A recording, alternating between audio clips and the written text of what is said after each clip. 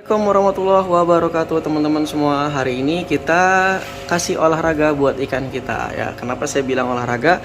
Karena ini bikin sehat teman-teman. Jadi ngedokin ikan cupang, flaring ikan cupang ini bagus banget teman-teman, buat bikin ikan kita sehat. Kenapa? Ya ini mirip kayak olahraga sebenarnya teman-teman.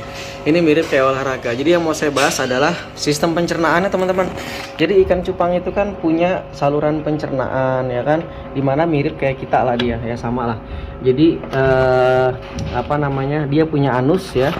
Dia bukan kloaka ya, ikan itu anus juga sama seperti manusia ya. Dia punya dua saluran, saluran urogenital ya, dan itu untuk membuang air kencing dan juga sperma ya, dan satu lagi saluran anus ya, yang untuk membuang kotoran. Nah jadi teman-teman, kalau kita rutin melakukan pengedokan atau flaring ikan kayak gini, itu nanti akan terjadi kontraksi di seluruh tubuhnya, bukan hanya di perutnya. Nah salah satunya di otot bagian perut, dan akibatnya adalah saluran pencernaannya akan ketekan kan. Nah akhirnya si ikan ini akan BAB, dan ini bagus banget teman-teman buat ngejaga kesehatan si ikan cupang gitu. Jadi ini rutin lakukan flaring ini. Ikan kalau nggak pernah di flaringin, didiemin aja, cuma kasih makan aja, itu kemungkinan besar akan bermasalah di saluran pencernaan teman-teman gitu. Jadi tips dari saya untuk menjaga kesehatan saluran pencernaan ikan cupang biar nggak terjadi sembelit, ikannya nggak susah BAB, ikannya kembung ya kan, akhirnya kadang bisa sampai mati teman-teman. Jadi saran saya yang pertama, lakukanlah kayak gini, flaring ini rutin. Boleh pagi, siang, sore, sehari 3 kali. Kalau emang kita hobi ikan cupang ya, kita ngeliatin gini aja udah seneng banget teman-teman. Bagus kan? Beneran. Saya mau hobi ikan cupang dari SD. Jadi ngeliatin kayak gini aja udah seneng banget. Kadang berjam-jam ya kan. Daripada main game, saya lebih seneng ngeliat ikan cupang gitu. Bener-bener seneng banget deh. Nah, jadi ini salah satu cara teman-teman yang bisa kita lakukan buat flaring. Nah tuh lihat tuh teman-teman tuh, fakta membuktikan tuh si ikannya tuh lagi tuh ya. Tuh kelihatan tuh nya keluar panjang banget tuh ya. Kemarin nih abis saya kasih cacing rambut karena saya pengen gedein badannya ya, jadi keluar kotorannya tuh banyak banget tuh teman-teman, keluar kotorannya tuh nya keluar ya. Nah jadi ini tips yang sangat bagus teman-teman ya, buat menjaga kesehatan ikan cupang. Dia langsung tuh, jadi masalah-masalah sembelit semua insya Allah terselesaikan.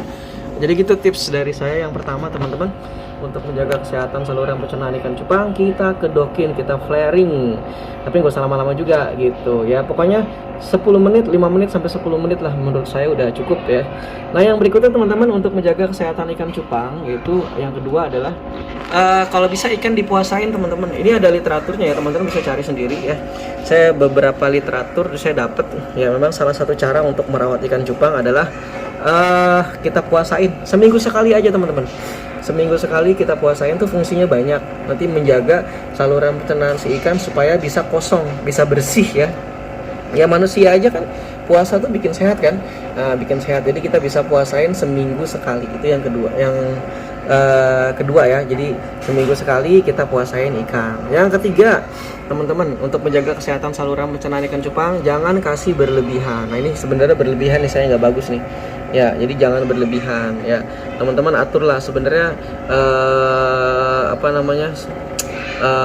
perut dari ikan cupang tuh kecil banget gitu, saluran perutnya tuh kecil, jadi nggak usah banyak-banyak kasih makannya. Rata-rata bermasalah karena kebanyakan ikan cupang. Lebih baik kita kasih makan 3 kali sehari tapi sedikit dibandingkan kebanyakan sekali pakan. Nah itu bikin masalah tuh, kadang ikannya jadi miring tenggelam, nggak bisa tenggelam, ngapung, itu gara-gara kebanyakan makan. Karena ikan cupang kan agak sedikit bodoh ya teman-teman ya. Mereka nggak ngerti ada pakan di depan mereka ya dimakan seterusnya. Kalau ini bagus nih, mungkin karena udah kekenyangan dia nggak makan lagi nih. Nah, Abi juga nih, dia ini emang kagak doyan ya. Ini ikan saya yang ini emang nggak doyan dapnia nih, giant nih, dia kurang doyan dapnia, makanya kadang dapnianya nggak dimakan gitu ya. Oke begitu teman-teman. Yang kedua tadi ya, jadi yang kedua pakannya yang ketiga pakannya jangan berlebihan. Tadi yang pertama sering-sering kedokin ikan cupang, yang kedua puasain seminggu sekali, yang ketiga kasih pakannya jangan berlebihan, dan yang keempat saran dari saya teman-teman, buat kesehatan ikan cupang kalau bisa pakan tuh jangan itu aja, mentang-mentangnya dibilang jentik bagus, jentik terus-terusan. Nah saran saya sih dikombinasiin teman-teman.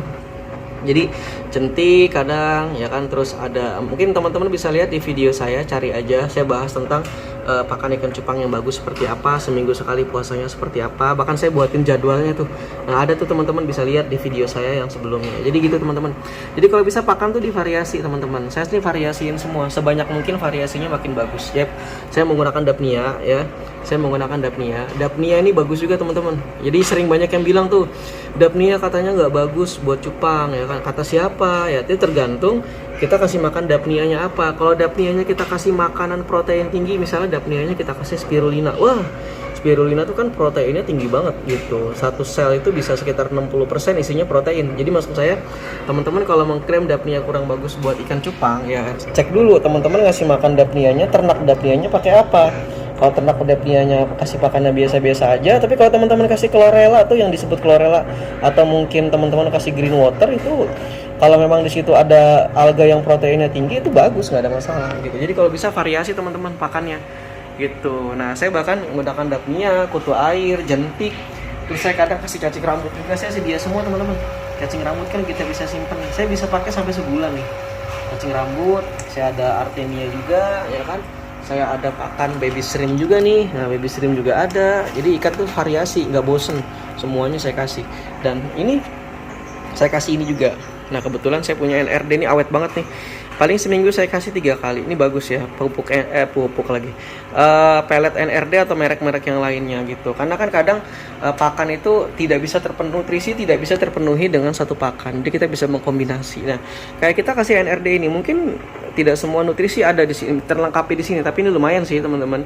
Proteinnya tinggi, fibernya 9%, lipidnya 1,9%, moisturnya sekitar 8%. Di sini sudah ada protein laut, ada sereal, ada plant protein, ada fish, banyak nih. Udah ada beberapa vitamin, udah ada mineral, ada antioksidannya, ada ragi, udah banyak di sini teman-teman. Ini ada seratnya juga, karena ikan itu butuh serat juga teman-teman. Ikan itu butuh serat juga. Nah ini serat kan ada serat yang ada di hewan, ada di tumbuhan. Nah kayak gini nih, Dapnia ini bagus, salah satu yang bikin pencernaan hewan ini lancar nih. Ini bikin ikan gampang BAB, setahu saya nih.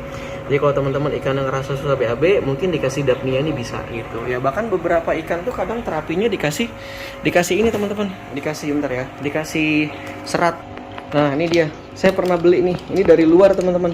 Ini perlu nih teman-teman nih. Jadi nih kalau ini untuk ikan mas koki ya sebenarnya, ikan-ikan seukuran ikan mas koki. Ini kalau dia sembelih teman-teman bisa ngasih makan ini nih. Ini serat dari kacang polong ini. Nah, kacang polong dibuat gel gini, dibuat kayak agar-agar gini. Dan ini disuapin gitu, disuapin. Ya jadi memang serat itu perlu juga teman-teman. Makanya saran saya dengan menggunakan satu jenis pakan itu belum tentu bisa tercukupi semua. Bagusnya gunakanlah semua jenis pakan biar ikan itu nggak bosen, ikan itu nggak jenuh ya kan, dan akhirnya nutrisinya semua bisa terlengkapi. Ya saya nggak pakai apa-apa nih teman-teman nih, nggak pakai macam-macam. Ya pakan saya cuma menggunakan itu tadi kombinasi. Jadi saya berharap ikan-ikan saya ini tercukupi nutrisinya karena menggunakan kombinasi pakan yang banyak gitu. Oke, mungkin itu teman-teman tips dari saya untuk menjaga kesehatan ikan cupang terutama di saluran pencernaan. Nah ini udah bosen nih, udah bosan dia ngedok, udah capek nih. Ini ibaratnya udah lari keliling lapangan sepak bola 10 kali, ini udah lemes. Nah, ini masih seger banget, ini udah lemes nih. Oke gitu teman-teman ya, semoga bermanfaat informasi dari saya, sharing-sharing dari saya ya. Wah keren, sharing-sharing dari saya. Kalau ada yang minat ikan-ikan saya boleh ya, boleh DM saya, boleh chat silakan ya. Karena juga ada yang minat ya. Oke terima kasih, semoga bermanfaat. Assalamualaikum warahmatullahi wabarakatuh.